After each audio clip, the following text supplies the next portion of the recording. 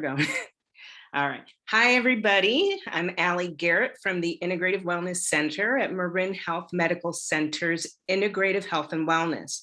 And we're here today to talk about smoking and vaping prevention and cessation. And we have Molly Pitts and Dr. Bonnie here to talk to us about what's been happening lately. And I'm going to start with Molly and introduce her. She is a senior at Redwood High School, and we're very interested to know what is going on at your high school. When I was in high school, the biggest thing was smoking Camel Lights, and it was really, the thing. I know things have changed. And what are you doing at your high school to prevent smoking or vaping? And is anybody smoking cigarettes at your high school? Hi guys, my name is Molly. So yeah, I'm a part of 2P, which is a club at Redwood High School, and actually a club across multiple high schools as well. But that stands for Tobacco Use Prevention Education. So we are a club of peer educators who basically give presentations to not only my classmates, specifically the 9th graders of the school, but also we go to local middle schools as well. So we give presentations to them basically about the health effects and the specific products that they might encounter pretty much over the years, or maybe that they will be exposed to in high school specifically, and just basically giving them any and all information that they may need to make the correct or the preferred choices for themselves. So basically what we're seeing at high school recently is a huge jump in and change in our data because of the pandemic. And obviously Dr. Bonnie will go over that as well. But one thing that we're seeing is the amount of vaping has actually increased now that people have come back to school and people are now in social gatherings again, as well as parties, and how they are also being integrated back into society because more people are vaccinated in the county. So more gatherings happening, more vaping happening as well. So what we're seeing amongst the student body is a increase when it comes to the numbers of juniors and sophomores as well that we're seeing vape in previous years. Freshmen in particular as well, we're seeing having them coming straight from a year off from middle school into high school is also kind of like a new situation for them, a new jump. And we are also studying kind of the effects of peer pressure and self-pressure, what that looks like in high school. And we're noticing that it's more of a self-pressure situation where they want to fit in and they want to get themselves back into kind of how we normally would be in high school. And that's through using these products and looking cool. And in terms of cigarette use, what we're seeing as well is in my opinion, something that's kind of more on like the interesting side is the aesthetic of it all. So now that we're seeing that vaping in particular has dropped in cool factor, I mean, yes, there's still a tremendous amount of people who use these products, but what is deemed cool or deemed aesthetically pleasing in some way are using these old products to seem kind of like, oh, you're not like everybody else, you're not a part of the crowd. So what we're seeing as well is there's an increase in juniors and seniors who are using cigarettes rather than vape pens or e-cigarettes because it makes them look cooler or seem cooler. So a lot of the work we do is not only differentiating kind of where our statistics come into play when it comes to how we should approach our presentations, but identifying things like that because we are peers and we are students, we observe and see what is deemed cool, what is deemed appropriate, and what is deemed kind of the new norm. So oftentimes, with that being said, we get shocking statistics, and other times we see things where it's just kind of predictable. Once you get back into school, you kind of want to start doing things with friends again. So yeah, it's basically what we research, what we do. And I love it. I think it's a great program. And I think a lot of people should get involved with it or invest in programs like that, because it does address not only the issues going on in schools, but it also educates the people who are a part of that community to be a peer educator or kind of like a peer resource type of situation. So, yeah.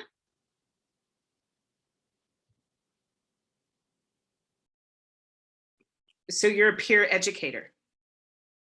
Yes, I am. So we are able to go to students as well, but they're able to come to us. So in any case, they are able to come to us with any questions that they have, and they are also able to surrender any products that they may have, or if they want to come to us and say, hey, I'm using these products, or my friends are using these products and I would like to stop, or they would like to stop. Are we going to get in trouble? We tell them, no, you are not going to get in trouble. You coming to us is actually a great step forward, and we are here to help you. So we educate them, but also they are able to lean on us. That's fantastic. And how many are there at your school? For the 2P members? Mm-hmm. Yeah, so we have about, I think we have 15 members now. Oh. Yeah, so we have an increased amount of people wanting to get involved in the program. And, it is an apply situation, like an application situation. And we get so many views and perspectives, which is really amazing. Like, regardless if you've used these products before or you haven't, you bring something new to the table. So this program has definitely grown to what it was. And our teacher advisor as well, Mr. Hirsch, he's amazing. And he started the program in hopes that it would grow to this size and this kind of, format. And it has, and I think it's amazing. That is amazing. Thank you for the work that you do. And we'll have you stick around for any Q&A. So thank you so much, Molly. Of course. Yeah, and I'll give it to Dr. Bonnie. Well, hi, everyone. And thanks, Molly. I agree for what you do. I actually know Mr. Hirsch, John, right? First name. Yeah, he uses our toolkit. So I know him well and has actually helped us. So small world. And I'm part of TUPE as well in a different way. So hi, everyone. Absolutely delighted to be here. Thank you so much, Allie, for inviting me and asking me to present. I'm going to do about a 20 to 30 minute talk and then open it up for all kinds of questions and answers. And Molly and I think we'll have a good time talking back and forth about what we nerdy scientists, old scientists think versus what the teens are actually seeing. And I think it's going to be really good to have that different perspective. I'm going to go ahead and share my screen. And while I do, I'll tell you a little bit about myself. So I am Bonnie Halpern-Felsher. Are we seeing slides? We're good? Awesome. I'm Bonnie Halpern-Felsher, and I'm a professor of pediatrics in adolescent medicine at Stanford University. And I am a developmental psychologist by training with additional training in adolescent and young adult health.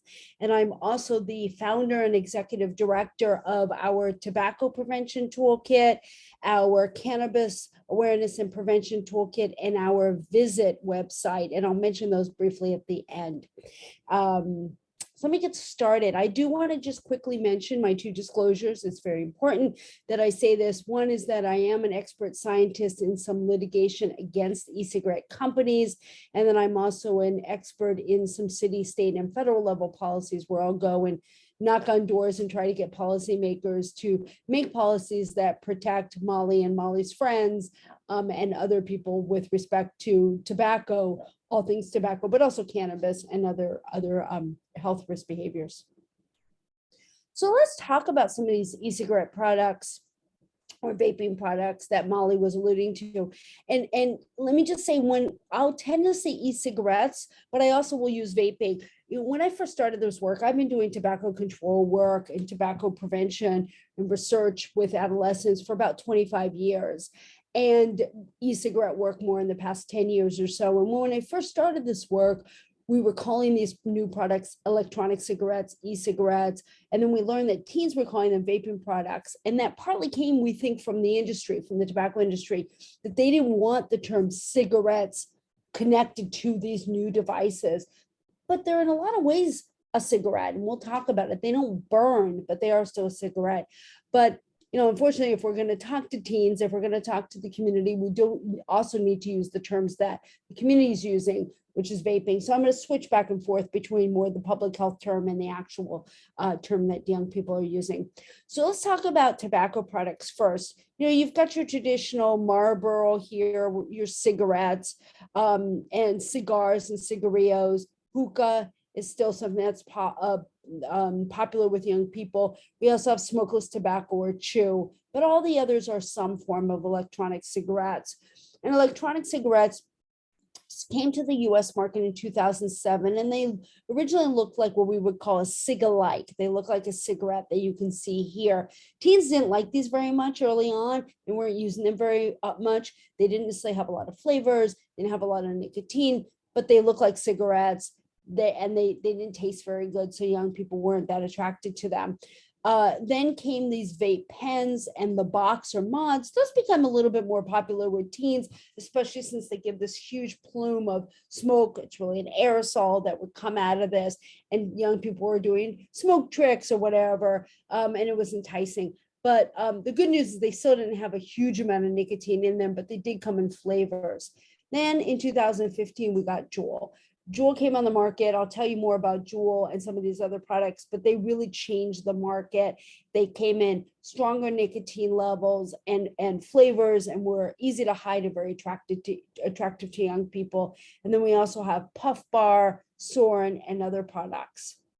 I also want to mention, even though we're predominantly focused on tobacco and nicotine products, when you talk about vaping, you can unfortunately vape pretty much anything. You can vape CBD or the THC, the psychoactive component in cannabis.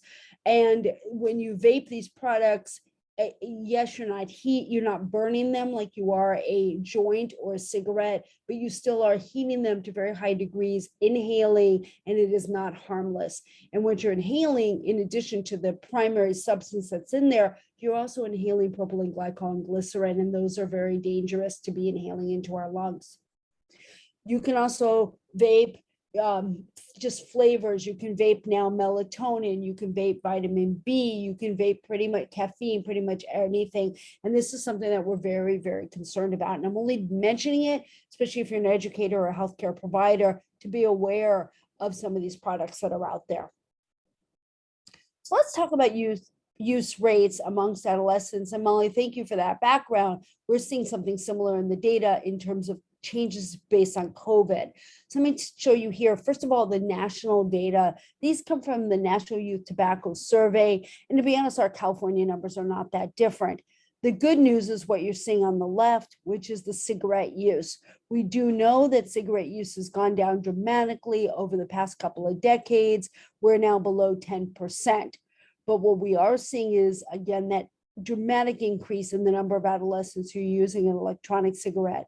We went in that 2018 to 29%. Well, from 2017 to 2018, we saw a 78% increase in the number of high school students who used an e-cigarette in the past 30 days, a 48% increase amongst middle school students. By 2019, we were looking at almost 28% of adolescents who were reporting using an e-cigarette in the past 30 days. And I was in the field, pre-COVID. Because of our toolkits, I was traveling to schools throughout the country, throughout all of California, and many youth I would talk to would say, no, it's not 27%, it's 50% of my friends are using these products. So great concern. Then in 2020, our national data showed a reduction. So we went from about 27.5% back to our 2017 numbers, which were closer to 20%. Still 3 million youth who were using an e-cigarette recently. Now, keep in mind, these data were collected just before the pandemic, just before the shutdown, and we didn't have full national data collected because of COVID. So we weren't sure if these numbers were going to remain. Good news, 2021, we also saw a pretty dramatic decrease to about 11% of high school students, 2.5%, 3% of middle school students. However, these data were collected in the middle of the pandemic. Like Molly is saying, and what we're seeing in the schools is students are now back, and they're back together. E-cigarette use, vaping is a social event. Same thing like cigarettes were, right? So you may continue to use it because you're addicted and continue to use it at home or in the privacy of your home, your bathroom, wherever. but it initiates as a social event. If you're not together, you're not socializing, you're probably not going to start initiating vaping. Now that students are back in session, back in school together, we're very concerned that these numbers are going to go right back up again. We'll see. So some of these products, just to give you a snapshot, this is actually my kitchen table and a picture that I took back in 2019, pre-COVID, of products that a school in the East Bay gave me, all the products that they had confiscated over the past month. And you can see some of the products that's there. This is your Puff Bar, Soren, Juul, and then these are your vaping cannabis, and they're not very easy to tell the difference. So lesson there is vaping is vaping is vaping in terms of our job as adults and peer educators to keep an eye and realize that it's not always easy to tell the difference and to always know what a young person is vaping. And just to do a little bit more, this is just a video somebody sent me. This may actually be from Marin, I can't remember, but you can see all the different tobacco and vaping products collected at a school. So what's in these e-cigarettes? These are all of the chemicals that have been found either in the e-liquid or as a byproduct when you heat the product and the chemicals get heated together.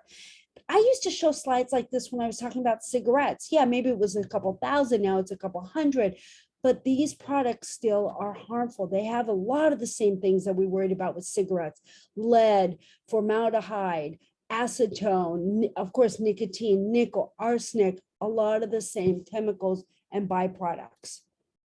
Now, what about nicotine and why am I concerned about these products? Look, we know that teens start using partly because they're cool, partly because of the flavors, the marketing, but they are going to continue to use and become addicted because of the nicotine that is in these products. You may say to yourself, or I might ask you, how many cigarettes do you think are in a pack of cigarettes? The answer is 20. A pack of cigarettes has 20 cigarettes.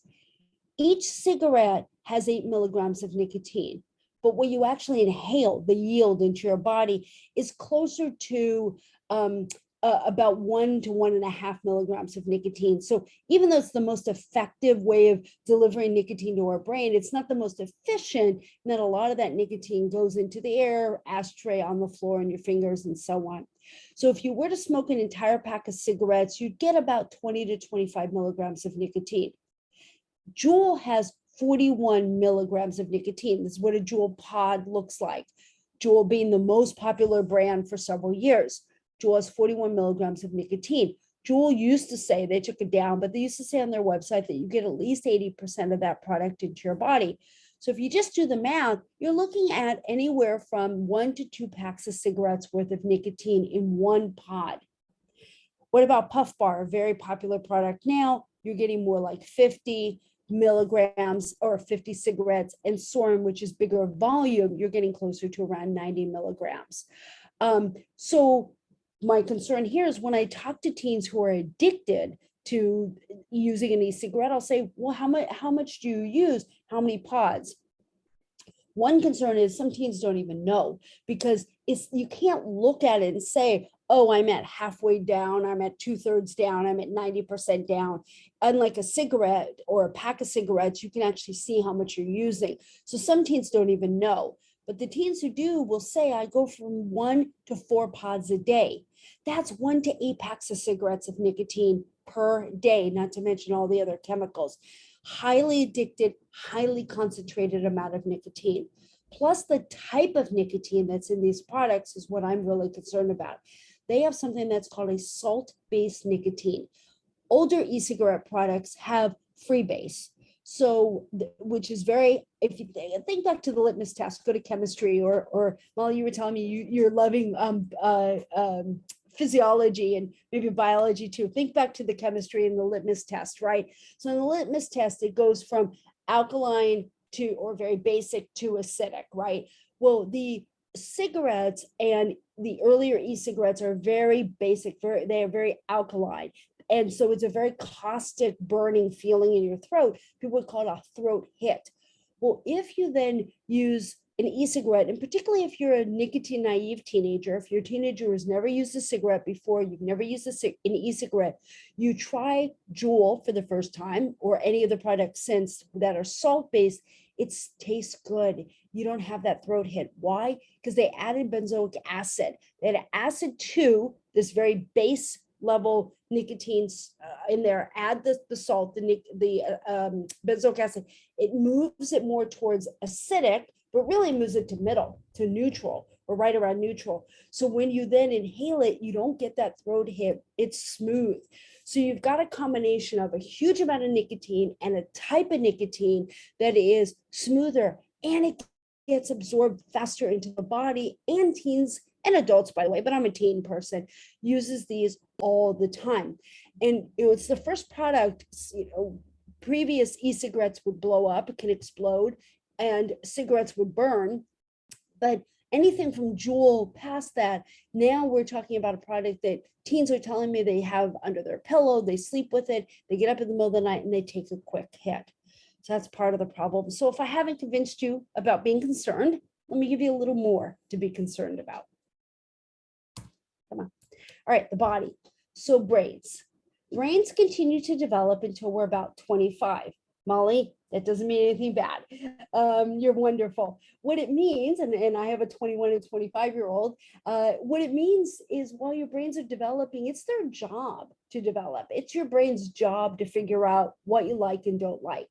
The problem is, and what happens is during this time of development, your brain prunes away the synapses, the neuronal synapses.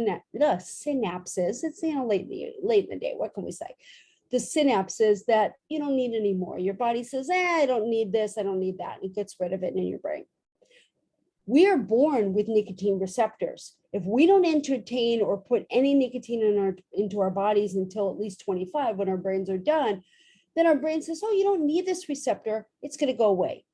But if you introduce nicotine when you're in your teens or very young 20s, your body says, I now know what that receptor's for. I'm going to keep it. And by the way, I'm going to also encourage it by dopamine, by false pleasure, by feeling good every time I get that hit or that buzz. So we are actually changing and rewiring our brains when we use nicotine at that younger age. That's why we know that about 90% of adult smokers and vapors started when they were teenagers. It's very rare for somebody who's 25 or up to suddenly start using a nicotine product. And by the way, this is true for marijuana too, but very unusual to use it and become addicted later. That's why people are marketing to kids for that reason.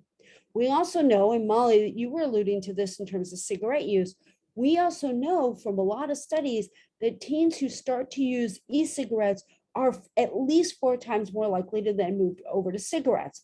Now, you're bringing up a good point, Molly, about maybe it's the new cool thing.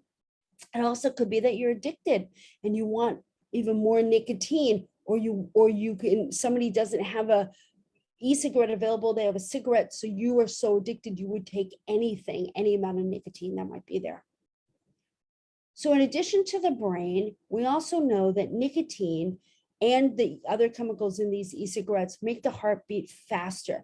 We've got kind of that flight or fight response that's going on in our body. We're also concerned about lungs. And I'm going to spend a minute talking about lungs, because right now, one of the messages, if I can get, is not only do we have to protect your brains and our brains as humans and in our adolescence and young adult years, we have to protect our lungs. Lungs continue to develop into our 20s as well. So what about lungs? We know that tobacco in any form can cause inflammation and irritation of the airways of our lungs.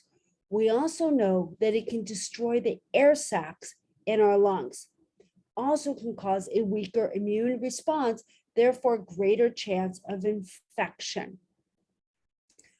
We also know that the flavors themselves in e-cigarettes can be harmful. So even if, and Molly, you may be hearing this, from peers saying, oh, there's no nicotine, it's just harmless water vapor, or flavored water.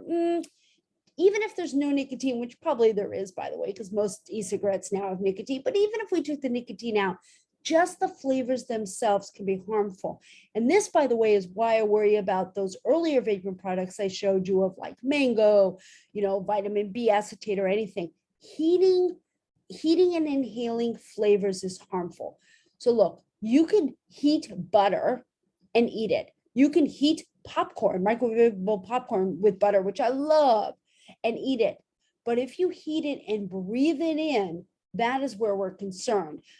The diacetyl, that's the buttery popcorn or butter, diacetyl, vanillin, the vanilla flavored, cinnamon aldehyde, T-bone steak, all of these can be very harmful if we breathe them into our lungs.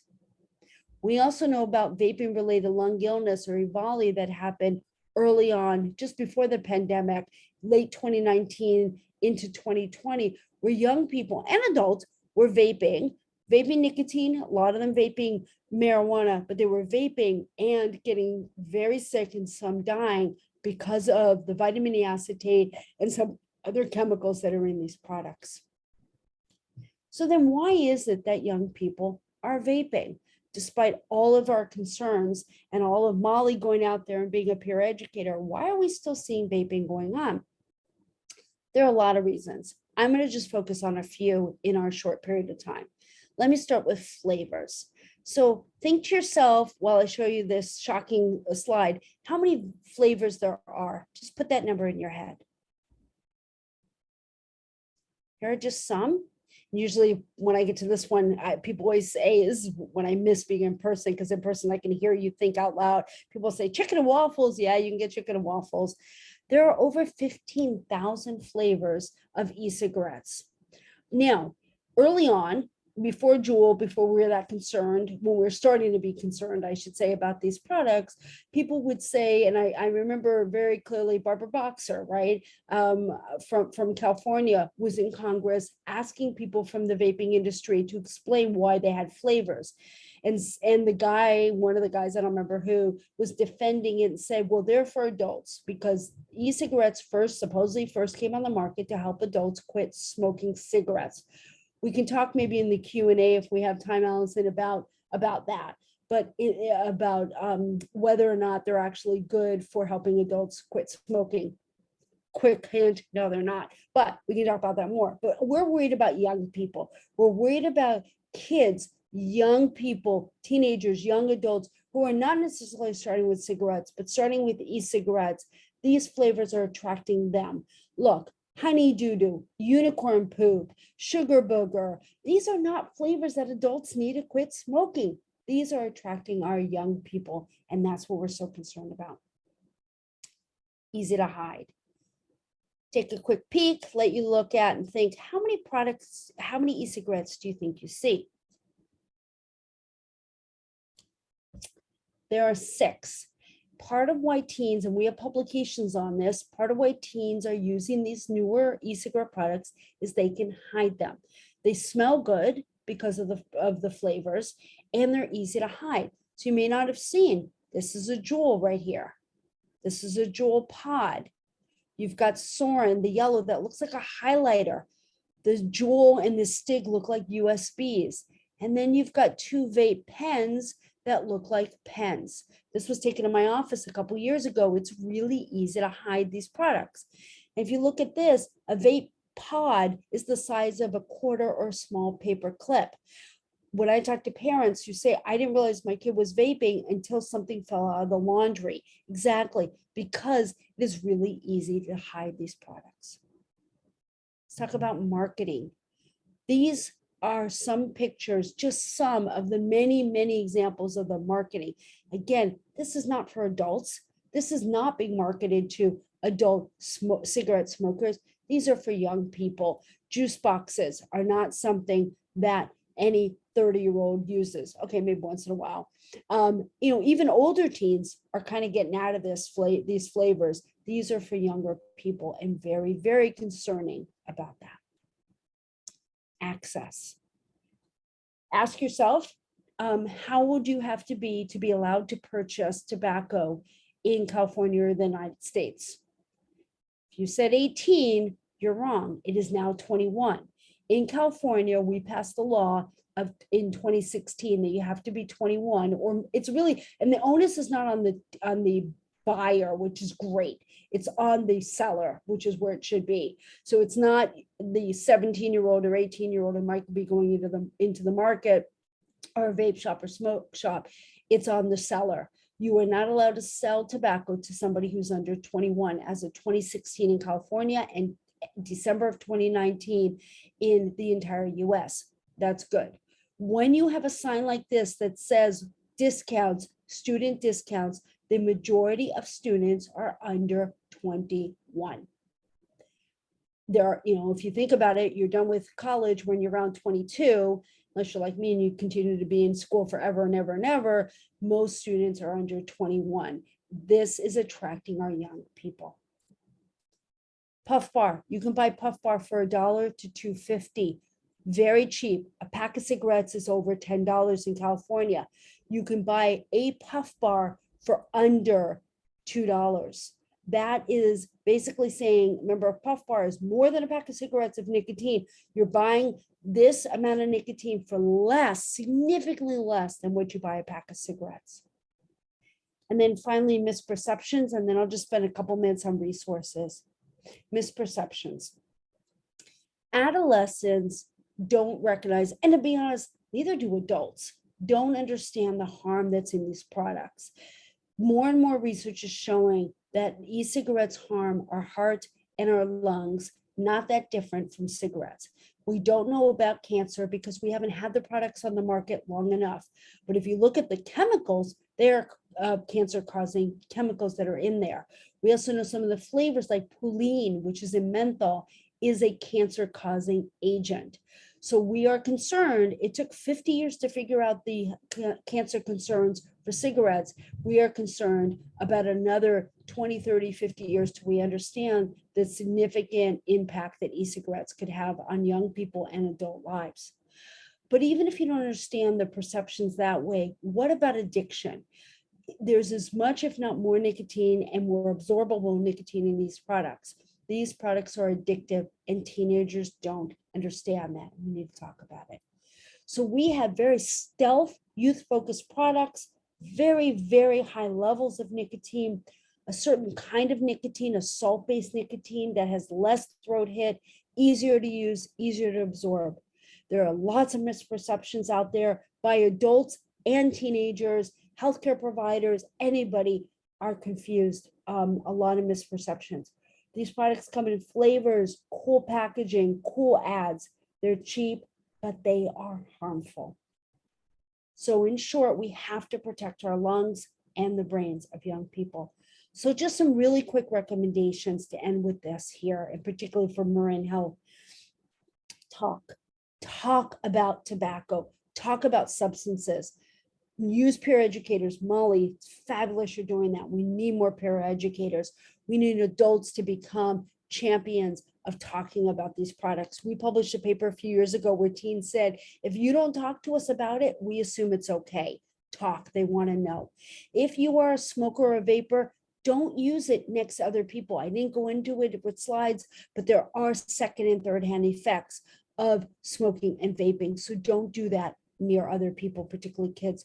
Talk with healthcare providers. There are ways. It's not easy to get off of nicotine, but there are ways. And if you're an e-cigarette user, keep the liquid because it smells like candy. Keep it away from kids because they're so highly concentrated. They can kill if you ingest it, not vape, but ingest. It can kill kids. So talk about it as vaping, not a lecture. Don't sit down and say, on November 5th at 12 o'clock, we're going to talk about vaping. No, that doesn't work. Have it organic. I went to a talk. I listened to this professor. I listened to a teenager. I heard about this. What do you know about it, honey? Can we have a conversation? You may not find out if they're using this product for a while, but at least you can start the conversation and figure out what's going on. Looking at clothes, looking at personality changes, that may be an indicator that they're using. Looking at school performance, we do know that young people who are addicted, they're suffering more in school or skipping classes. Physical changes, coughing, headaches. I'm very worried we know we did a study that showed that teens who were vaping were significantly more likely to have COVID. Why? Because they're sharing their products. So if you're seeing coughing, if you're seeing vomiting, if you're seeing headaches, it could be a number of issues related to vaping, getting your young person some help. There are e-cigarette resources that are available to help young people get off of their vaping products, and adults as well. And then we have our toolkits that are absolutely free. Oh, that H should not be there. I forgot to take that off. It's med, starts with med. These are all free resources. Molly, you may be using some of these. They're used very, very widely by 2PA groups, completely free for you to use. So thank you for listening, and I'm looking forward to our conversation.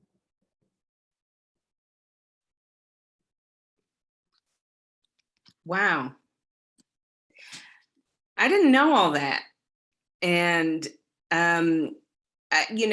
what I was really aware of was the marketing tactics. And, you see that, and you see that it's clearly marketed to kids, like the chicken and waffles and the Sour Patch and all of that.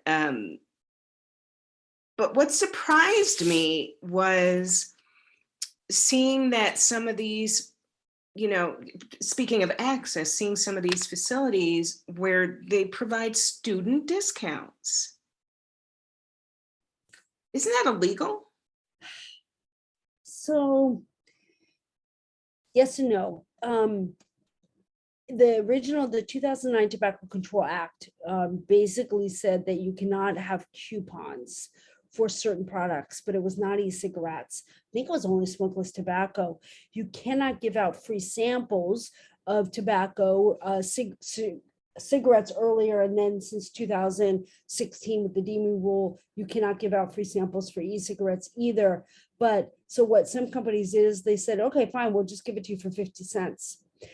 So it's unfortunately not illegal. It depends on how it's happening and the nuances around it, but it is very, very disturbing. We actually published a paper, not surprising, that showed that teenagers who had access to promotional materials, hats, coupons, cool bling, things like that, were significantly more likely longitudinally. So we followed them over time, significantly more likely to then go on and use that product 6 months or a year later, because they were enticed by either the coupons or the promotional materials. So I wish it was more illegal. It is not.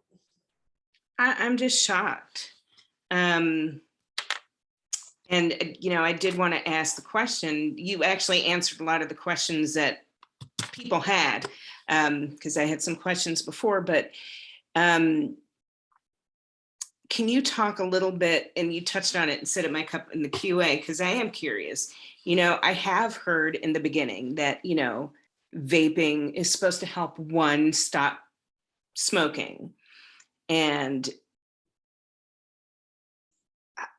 I didn't know that there was so much nicotine in I want to call it the Soren. I feel like I'm in the Hobbit movie. Soren, is that right? Soren. Mm-hmm. Soren. That's not necessarily true then, is it? I mean. So the data show there are individuals who have been successful at quitting smoking cigarettes with an e-cigarette. The aunts, my Aunt Sally, my Uncle Joe kind of thing. There are. So I don't want to say that it doesn't exist at all. But if you do a randomized controlled trial, if you do the gold standard research, it shows that you are not necessarily more likely to stop smoking a cigarette by switching to an e-cigarette. More concerning is most adults then start using both an e-cigarette and a cigarette, which case you get even more nicotine, all the chemicals, all the concerns that you get from each product individually, you're getting together, and that you actually wind up using even more nicotine. So that's one of the concerns. The other is there was a study, a good randomized controlled trial, but the problem is it was for people who were motivated to quit and also did cognitive behavioral therapy, which is good. I mean, that's important and we need to do that. But those who went to an e-cigarette were more likely to quit, but they stayed on e-cigarettes longer. Those who went to the patch, so, your good old fashioned nicotine patch, may a little bit fewer stop, but they stayed quit longer.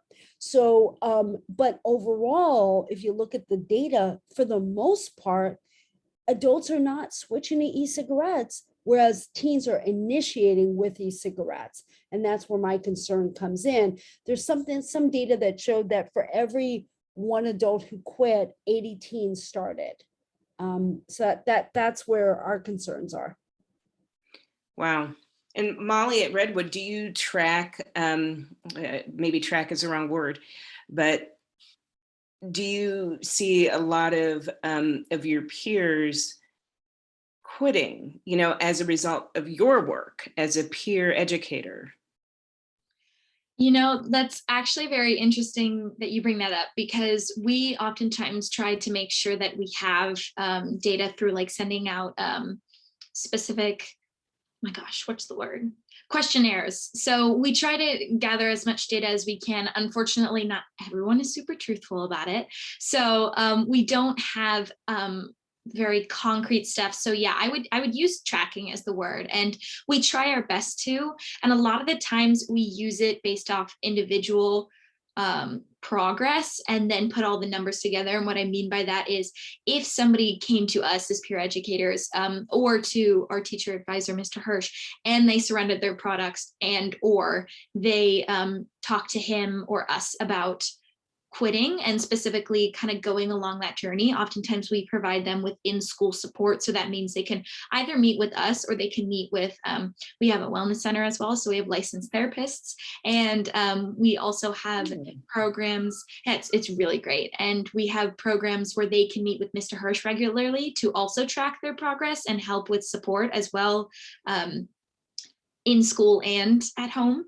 So we normally, once again, get like individual data from that, figuring out if the student's doing well. We haven't had many cases where they've started that process and then have reverted back to using these products. So that's always great. That's good. Yeah. So oftentimes, as Dr. Bonnie said as well, a lot of the times you talk about it and you inform them and you give them the resources without punishing them or make it seem as though like them making the decision is where they ultimately went wrong, then they're more likely to open up. And that's actually what we do in our presentation as well. We boot the teacher out at the very end for the Q&A so that if they wanted to have an honest conversation with peers, they are able to. And I'm very guilty of sugarcoating things or not telling adults everything, and I would much rather have had student support so that I can feel more comfortable and a little more connected. That's fantastic. And I think that's so important, Molly, what you're saying. And you do have amazing support at your school, but I think it's so important. We in adolescent medicine say parentectomy, and I'm a parent, and Allie, I know you're a parent, and yeah, I mean, ideally as parents, and I'm saying this to the audience, we'd like to know what our kids are doing, and we'd like to be able to be there to support them. But I always said to my own daughters, look, it's great if we can talk, but most important is you're talking to somebody, whether it's me, whether it's dad, whether it's each other, siblings, or an aunt or some other person. Talk. And so, I think that anonymous or protected confidential space, especially around vaping or in any, so-called health risk behavior, is super, super important.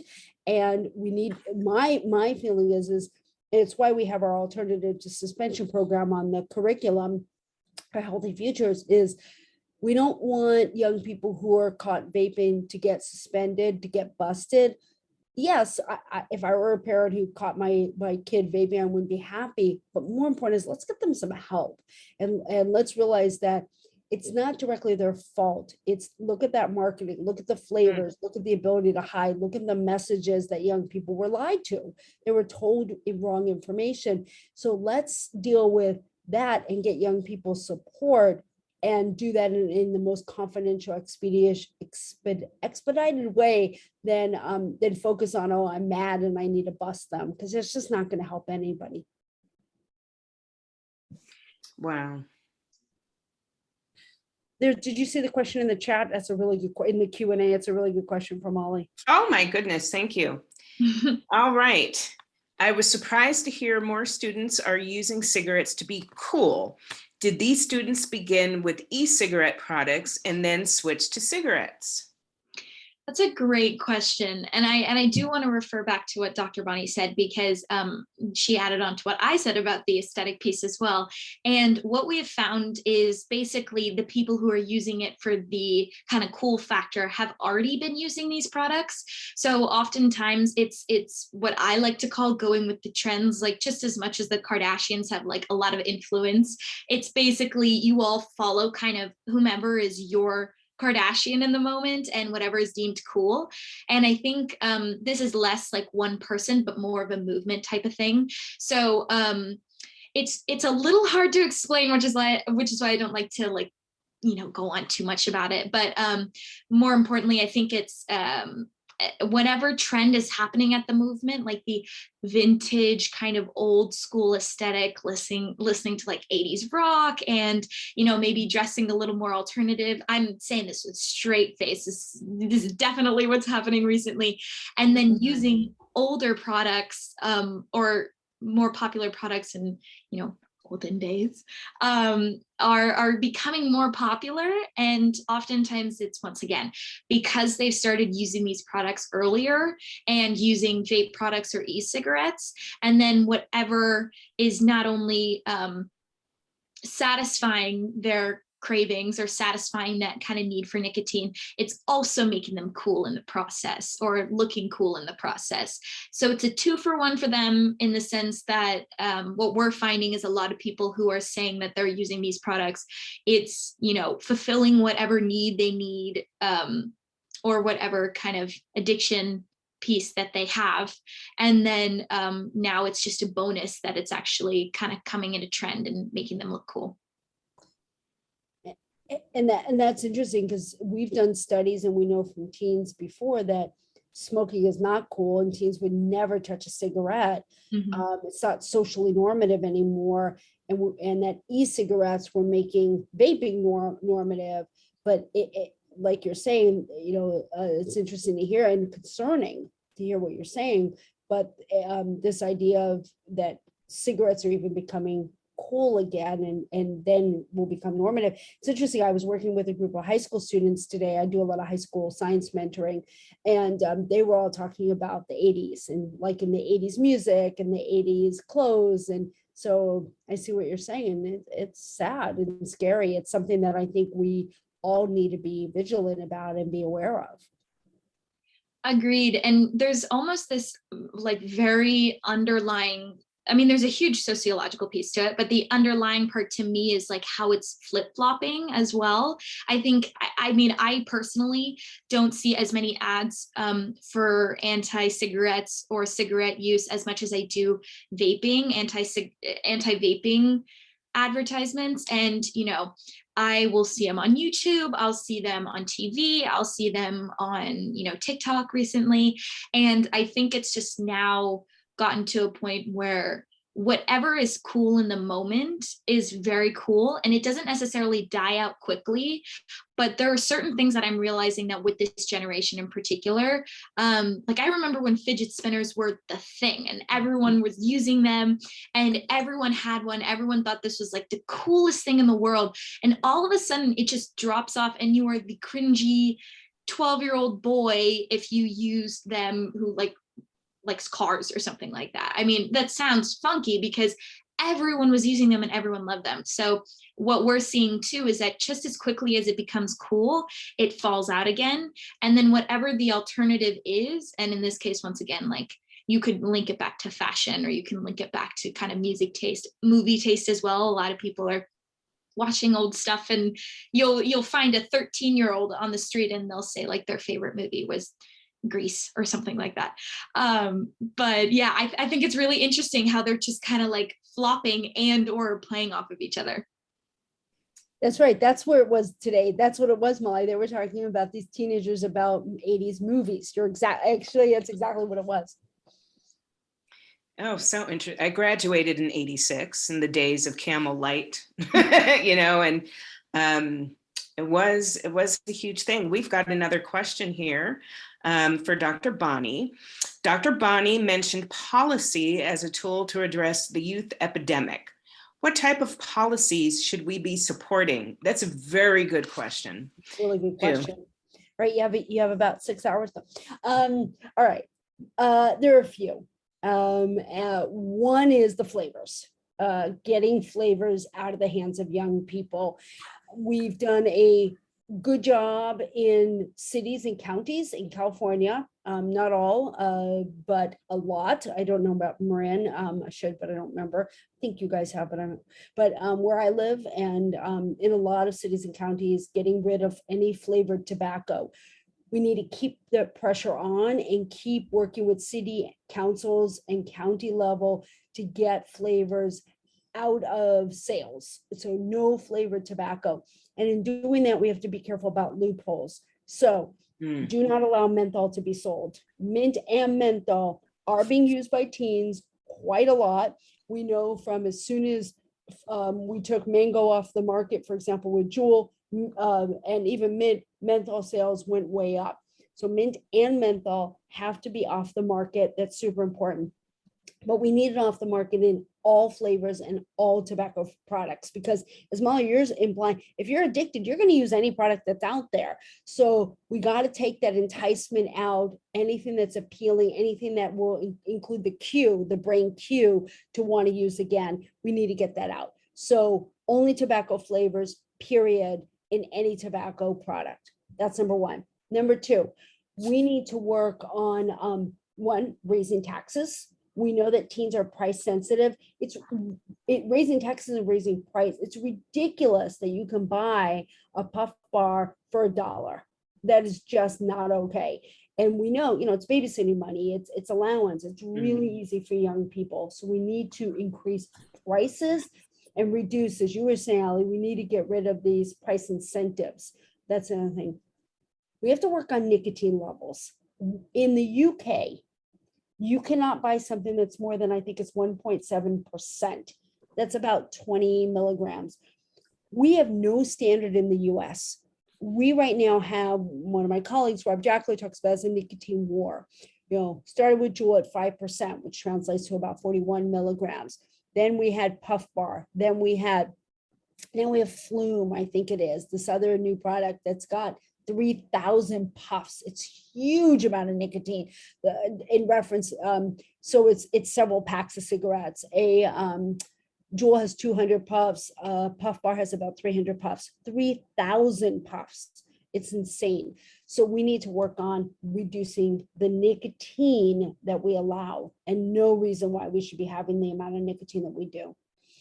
What else?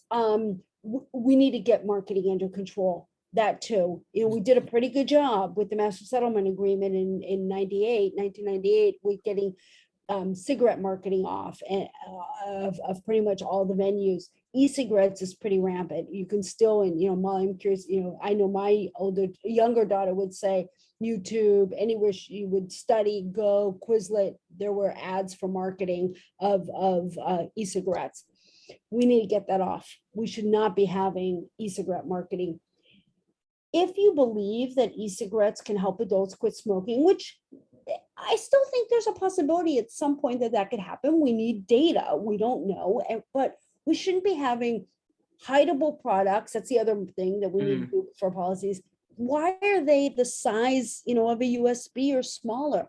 Make them regular size, no flavors, and put them behind the firewalls of a pharmacy, if we think that's going to be true, and do science on it, by the way, because before we even do that, I want proof that these products are going to help adults quit smoking.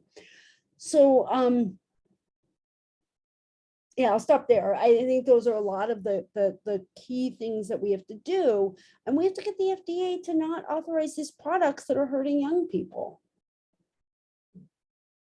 Absolutely. I really learned a lot. And, I work in the arena of oncology, and it's kind of scary. So this really was an eye opener. And I like to think of myself as somebody who's really knowledgeable in all things that are marketed towards kids, being that we all have one. or two. But this is really eye-opening, and I really want to thank you both for taking the time out. First of all, for doing this tonight for us, but also for doing what you do for the community. There is a lot more work that needs to be done. And I'm kind of a little floored a little bit by how much nicotine is in some of these products. I had no clue. This is really an eye-opener. And real quick, Ali, I just wanted to say one thing as well. Dr. Bonnie, I'm not quite sure if you guys are doing any data on this as well, but a new product that we have actually seen within our community, and specifically Redwood, but also amongst teens, are flumes. I don't know if you guys are familiar. That's the one I just mentioned that I've heard it has 3,000 puffs, flume. It does, and it's also equivalent to 400 cigarettes. So I just Correct. wanted to like put that number out there, because I was floored when I heard that, and we now have integrated that into our presentation, but that is scaring kids straight. So we actually are we're literally in the field now across the country collecting new data on flume, and the old products. Views is the other popular one, on cigarettes, and then these non-nicotine vaping products, and then worried about Lucy, the pouches, and nicotine toothpicks and everything. So Molly, thank you for saying that and enforcing that. We are in the field and collecting data. Hopefully we'll have new data on those products pretty soon. Awesome. Wow. Well, thank you. And I think this definitely deserves to be revisited again. And just we're at time. So do we have time for